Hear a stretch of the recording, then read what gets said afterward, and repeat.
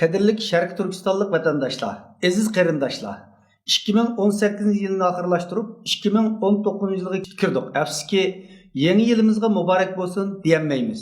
Chunki 2019 yili 2018 yilga o'xshashla bizga bek muborak kelmayotidi.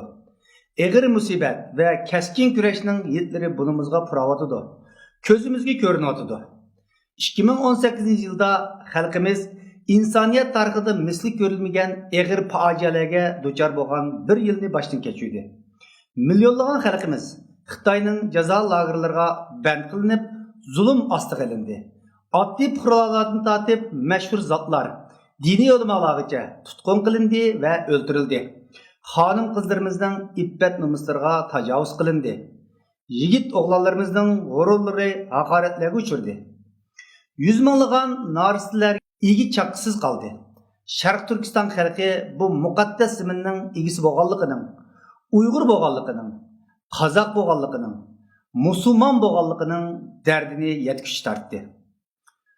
Bundaq apart xarakterlik vaziyatda Dunyo Uyg'ur qurultayini o'z ichiga olgan muajiratdagi siyosiy tashkilotlar, jamoat arboblari, vatanparvar zotlar va har soya xalqimiz bu bir yilda Xitoy hukumatining millat sifatida yo'qotish siyosatiga qarshi faol harakatlarni olib berib, Sharq Turkiston masalasini dunyo siyosatining kun tartibiga ko'tarib chiqdi.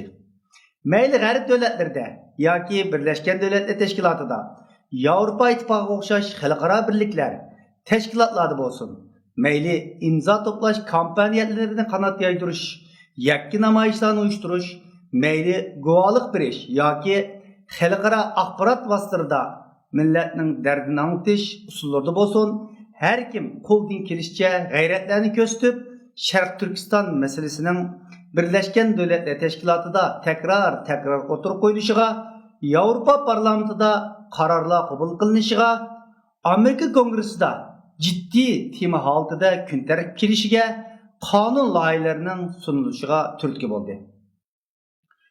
Dunyo matbuotlarining qiziq temasi Sharq Turkiston masalasiga aylandi. Halbuki biz erishgan bu yirtishliklar, qo'lga keltirgan bu natijalar Sharq Turkiston xalqining fojialik taqdirini o'zgartirmadi.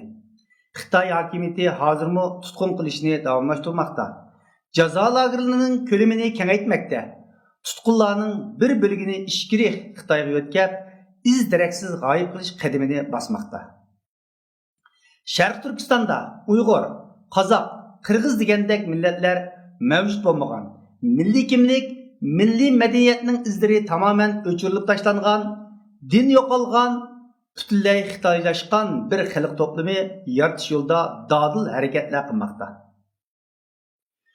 Sevimli qarindoshlar, 2019 yilning jazo lagerlarida qolgan, xalqimiz erkin nafas ola oladigan, o'zining milliy kimligi va diniy aqidasi bilan yashay oladigan bir yil bo'lishini hammamiz orzu qilamiz. Mo'jizalar yuz berib, vatanimizning uzil-kesil ozod bo'lib ketishini texim bakrab umid qilamiz. Ammo reallik 2009 yilning texmi qabohatlik bir yil bo'lganligidan bishorat bermoqda.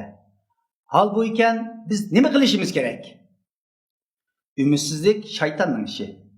Haqliq bir da'voning, tarixiy bir zaminning egisi bo'lish sifatimiz bilan, iymon ahli bo'lish salohiyatimiz bilan kurashlarimizni texmi kaskin, texim ko'lamlik ravishda qanot yaydirishimiz lozim. Har bir vatan avlodi barliq imkonlarni chiqsilib, o'zining bir kishilik majburiyatini ado qilish kerak. Butun dunyoga zolim Xitoy hokimiyati ustidan shikoyat qilishni davomlashtirishi, Xitoy hukumatining insoniyatga qarshi jinoyatlarining dalil isbotlarini keng oshkorlab, dunyoni Xitoy hokimiyatidan saskinadigan holga keltirishga g'ayrat ko'rsatish kerak. Aziz vatandaşlar, 2019 yılı zimmamizga yüklengen vazifeler texmi eg'ir, texmi jafoliq. Ammo biz ojiz emas, ham yolg'iz emas. Biz dunyo siyosatida, harbiy sohada, iqtisodiy sohada, diplomatiya sohalarida qudratli kuch bo'lib tunilayotgan 1 milliard 400 millionlik nüfusga ega Xitoy hokimiyatiga jang e'lon qilayotgan, ham uning bilan elishish jasoratimizdan asla vaz kechmagan qaysar bir millatimiz ve şunun oğul kızları biz. Ecir bizden, sefer bizden, neticesi Allah'tındır. Biz bedel töleşke razı boğan, suyumlu kırındaşlarımızga hem mukaddes vatanimizga igi çıkış irademizden vazgeçmegen müddet içinde vatanimizden mengülük Xitay tuprağı aylanıp ketişi, milletimizden tarih belgelerden öçürülüp ketişi herkes mümkün emas. Garip diplomatik elleri, İslam alimi ve Türk dünyası sükutlarını terk edilen günler aldığımızda. Bunun uçkullarını Bengal'da, Malaysia'da, Indonezya'da, Türkiye'de görüyoruz. Biz mihnetlerimiz neticesinde insaniyetke karşı cenk ilan kılgan, erki kırgınçılık yaptırıvatkan zalim Xitay hakimiyetine karşı pat arada bütün dünya miqyasında umumu karşılık dolkullarını vücut keltirişke kadirimiz. Bunun için turvatkan devletlerimizden kanunları yol koygan, imkaniyetle yer bergen dairde her birimiz birden volkan bulup partilişimiz. Kolumuzda nime gelse şunu kılış arkalık bu afetke hatim berişke esk etişimiz lazım. Aziz kardeşler, biz birlik ittifaklıkka her kaçandımı bekrak muhtajımız. Milletimiz hayat mamallıkının ağırlık baskışı turvatkan bu günlerde ya birleşip kutulumuz ya parçalanıp yok kılımız. Birlikimizge ta'tir nasip olgan barlık orunsuz talaş tartışlardan uzak durduğun zaman dermişidir. 2018 yılı xalqaraga meselemizni anlatış yolunda köplegen yollar besilgan bolsumu, amma ijtimoiy taratqularda ba'zida tashkilotlarga, faoliyatchilarga, dava odamlarga hujum qilish, o'rinsiz talash tortishlar, ayblashlar yamrab ketdi. Gerçi bular davoyimizning umumiy yo'nalishiga va ilgarilishiga ta'sir ko'rsatmagan bolsumu, amma xalq ichida qisman qaymoq va fikr ixtiloflarga kuchini, energiyasini o'rinsiz xuritishga sabab bo'lib keldi. Bu avvalga qarshi dunyo quritining siyosati oldimiz qarab ilgirlash, qo'ldan kelgan xizmatni qilish, samimiy tanqidlar, tavsiyalar quloq berish, qabul qilish, o'rinsiz maqsadlik hujumlarga e'tibor bermaslik iborat bo'ldi. Natijada ham xalqarada ham xalqimiz ichida ishonchga, hurmatga va qo'llashga erishdi. 2018 yilda deyilmagan gap, qilinmagan hujum, etilmagan tashlar qolmadi. 2019 yılda bu kasallikka xotim berilish kerak.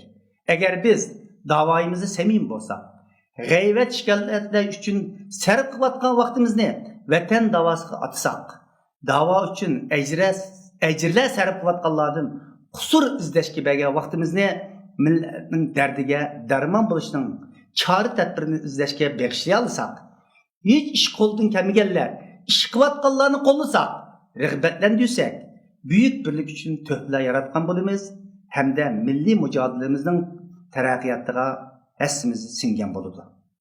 Men Dünya Qurultayının rəisi bo'lish suhbatim bilan vatan sirtidagi barliq Sharq Turkistonlik qarindoshlarning 2019 yilining milliy davoda yanımız zo'r natijalarni qo'lga keltirgan har bir vatandoshning o'zining milliy, diniy, insoniy majburiyatlarini ado qilgan bir yil bo'lishini tilayman. Şarq Türkistan milliy mücadelesinin dünyanın ortak mücadelesiga aylangan bir yıl bo'lishini arzu qilaman. İnsanlıkның, İslamның, Türklükның hamda kishilik huquq, demokratiya, erkinlikning dushmani bo'lgan Xitoy hokimiyatining zavol topgan bir yil bo'lishini tilayman. Şarq Türkistan xalqining hur, azod, baxtiyor hayotga erishgan bir yil bo'lishini to'liq arzu qilaman. Shuninglar bilan birga vatan davasida samim bo'lgan barliq tashkilot shaxslarni quchoqlashga, qandoq sabab bilan bo'lsin o'tgan husumatlarni tegashmaslikka, o'zaro bir-birini afu qilishga, milliy birlik sepimizda yangi sahifa aytishga chaqiraman. Alloh qalbimizni birlashtirsin, murod maqsadlarimizga yetkazsin. Rahmat.